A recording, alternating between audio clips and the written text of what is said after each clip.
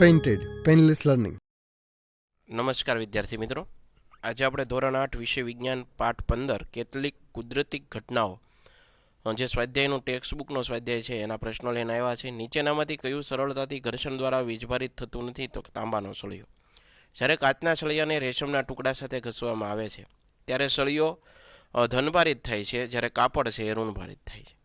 ખરા વિધાન સામે સાચું, ખોટા વિધાન સામે ખોટું. સમાન વીજભાર એકબીજાને આકર્ષે છે તો આ વિધાન ખોટું છે. બંને ધન ધ્રુવ હોય તો એકબીજાને અપાકર્ષે, આકર્ષે નહીં. કાચનો વીજભાર સળિયો પ્લાસ્ટિકની વીજભારિત સ્ટોરને આકર્ષે તે આ વિધાન સાચું છે. વીજળીનું વાહક ઇમારતને વીજળીથી બચાવી શકતું નથી, ખોટું. ભૂકંપનું પૂર્વાનુમાન કરી શકાય છે, ખોટું. શિયાળામાં સ્વેટર કાઢતી વખતે તડતડ અવાજ આવે છે તે સમજાવો. શિયાળામાં પહેરેલ ઊનનું સ્વેટર શરીર સાથે ઘર્ષણ થવાના કારણે વીજભાર પેદા થાય. સ્વેટરને કાઢતી વખતે સ્વેટર અને શરીર વચ્ચે વીજભાર થવાથી મુક્ત થતી ઉર્જાને કારણે આ તડતડ અવાજ ઉત્પન્ન થાય છે. સમજાવો શા માટે વીજભારિત પદાર્થને આપણા હાથ વડે અડવાથી તેનો વીજભાર દૂર થાય છે. મનુષ્યનું શરીર વિદ્યુતનું સુવાહક છે. જ્યારે વીજભારિત પદાર્થને આપણા હાથ વડે અડકવામાં આવે છે ત્યારે વીજભારિત પદાર્થનો વીજભાર આપણા શરીરમાંથી જમીનમાં ચાલ્યો જાય છે. આમ આ રીતે વીજભારિત પદાર્થનો વીજભાર દૂર થાય છે. મિત્રો, હજી સુધી જો તમે અમારી પેન્ટેડ એપ્લિકેશન ડાઉનલોડ નથી કરી તો આજે જ ગૂગલ પ્લે સ્ટોર પરથી પેન્ટેડ એપ્લિકેશન ડાઉનલોડ કરી લો, જેની અંદર તમને દરેક વિષય વાઇઝ તમને સ્વાધ્યાયના સોલ્યુશન, એકમ કસોટીના સોલ્યુશન, સ્વાધ્યાય પોથીના સોલ્યુશન, આ ઉપરાંત ધોરણ 9 અને 10ના વિદ્યાર્થીઓ માટે લાઈવ વિડીયો લેક્ચર્સ અને દરેક વિષયની વિષય વાઇઝ તમને PDF પ્રોવાઈડ કરવામાં આવશે. ભાવનગરની અંદર જે વિદ્યાર્થી મિત્રો વસવાટ કરતા હોય તેના માટે ધોરણ 8 થી 12ના તમામ વિષયોનું કોચિંગ પૂરું પાડતી કોચિંગ ઇન્સ્ટિટ્યૂટ આલ્ફા એકેડમી કાર્યરત છે. તમે એમાં જોડાઈ શકો, એનો સંપર્ક કરી શકો. યુટ્યુબની અંદર અમારા વિડીયો જોવા હોય તો અમારી ચેનલ યુટ્યુબની અંદર પેન્ટેડ યુટ્યુબ ચેનલ છે, સબસ્ક્રાઇબ નથી કરી તો સબસ્ક્રાઇબ કરી લો. છઠ્ઠો પ્રશ્ન છે, ભૂકંપની વિનાશકતાને કયા માપક્રમ વડે માપી શકાય તેનું નામ જણાવો. કોઈ એક ભૂકંપની સ્કેલ પર તીવ્રતા 3 નોંધાય છે. શું તે સિસ્મોગ્રાફ વડે નોંધાશે? શું તે વધુ વિનાશ નોતરશે? ભૂકંપની વિનાશકતા એટલે તીવ્રતા માપવાનો એકમ રિક્ટર સ્કેલ છે. કોઈ ભૂકંપની સ્કેલ પર તીવ્રતા 3 હોય તો તે પણ સિસ્મોગ્રાફ વડે નોંધાય છે. ભૂકંપની તીવ્રતા 3 હોય તે ભૂકંપની ખાસ અસર જોવા મળે નહીં, તેમજ તે વધુ વિનાશ નોતરે નહીં. આપણી જાતને વીજળીથી બચાવવા 3 ઉપાયો જણાવો. આપણી જાતને વીજળીથી બચાવવા 3 ઉપાયો નીચે મુજબ છે. વીજળી અને ગાજવીજ વખતે ઘરની નજીક બહાર હો તો ઘરમાં કે કોઈ ઇમારતની નીચે ચાલ્યા જવું, ખુલ્લામાં રહેવું નહીં. બીજું, કાર કે બસમાં મુસાફરી કરતા હો તો વાહનની બારીને બારણા આપણે શું કરી દેવાના? બંધ કરી દેવાના.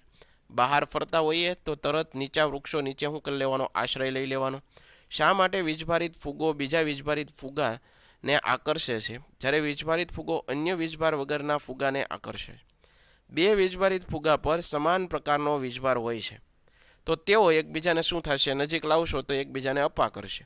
હા, વીજભારિત ફુગો અન્ય વીજભાર વગરના ફુગાને જ્યારે આકર્ષે, કારણ કે વીજભારિત ફુગો કાગળ જેવી હલકી વસ્તુઓને આકર્ષે તે રીતે તે હલકી વસ્તુ ફુગાને પણ આકર્ષે. જે સાધનની મદદથી પદાર્થમાં વીજભાર શોધી શકાય તેની આકૃતિ વડે સમજાવો. પદાર્થ પર વીજભાર છે કે નહીં તે જાણવા સાદું ઇલેક્ટ્રોસ્કોપ સાધન વપરાય. આકૃતિમાં સાદું ઇલેક્ટ્રોસ્કોપ સાધન છે દર્શાવેલ છે.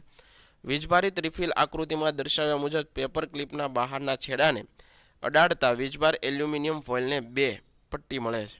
બંનેને સમાન વીજભાર મળતા પટ્ટીઓ વચ્ચે અપાકર્ષણ થાય છે અને એકદમ પહોળી થાય છે. એલ્યુમિનિયમ ફોઇલની પટ્ટીઓનું પહોળા થવું એ પદાર્થ વીજભારિત છે એમ સૂચવે છે. જે પદાર્થ પેપર ક્લિપને અડાડતા પટ્ટીઓ પહોળી થતી ન હોય તો આ સ્થિતિ પદાર્થ વીજભારિત નથી એમ સૂચવે છે. આમ ઇલેક્ટ્રોસ્કોપની મદદથી પદાર્થ વીજભારિત છે કે નહીં તે જાણી શકાય છે. ભારતમાં ભૂકંપની સૌથી વધુ શક્યતા હોય તેવા 3 રાજ્યોના નામ આપો. ભારતમાં ભૂકંપની સૌથી વધુ શક્યતા હોય એવા 3 રાજ્યો એક કાશ્મીર, ગુજરાત અને રાજસ્થાન છે. ત્યારબાદ માની લો કે તમે ઘરની બહાર છો, ભૂકંપ આવે છે, તમે તમારી જાતના રક્ષણ માટે કેવા પગલાં ભરશો? આપણે ઘરની બહાર હોઈએ અને ભૂકંપ આવે તો આપણા રક્ષણ માટે નીચે મુજબના પગલાં ભરવા જોઈએ. એક તો આપણે ખુલ્લા સ્થળ પર ચાલ્યું જવું. ત્યારબાદ ઇમારત, વૃક્ષો અને વિદ્યુતની લાઈનોથી દૂર રહેવું બને ત્યાં સુધી. બરોબર છે. મોટર કે બસમાં હોય તો બહાર ન આવો. વાહન ચાલકને ધીમે ખુલ્લા સ્થળ પર સુધી વાહન લઈ ચલાવવાનું કહેવું. હવામાન ખાતાની આગાહી મુજબ કોઈ ચોક્કસ દિવસે ગાજવીજ થશે. ગાજવીજ સાથે તોફાન આવવાનું અનુમાન છે. માની લો કે તમારે તે દિવસે બહાર જવાનું છે તો તમે છત્રી લઈ જશો? સમજાવો. ગાજવીજ સાથેના તોફાન વખતે છત્રી લઈને બહાર જવું જરાય યોગ્ય જ નથી. છત્રીના ઉપર અણીદાર સળિયો હોય છે, તે ધાતુનો હોય છે. વીજળી પડે ત્યારે તે અણીદાર વિદ્યુતના વાહક પર ત્રાટકવાથી વધારે શક્યતાઓ હોય છે. તેથી ગાજવીજ દરમિયાન છત્રી ઓઢીને બહાર નીકળવું એ મુસીબતને આમંત્રણ આપવા જેવી વાત છે. બરોબર. તો આશા રાખું તમને આ વિડીયો સમજાણો હશે. ફરીવાર નવા વિડીયો સાથે મળશું. ત્યાં સુધી અમને રજા આપો. જય હિન્દ, જય ભારત, ધન્યવાદ. Painted, Painless Learning.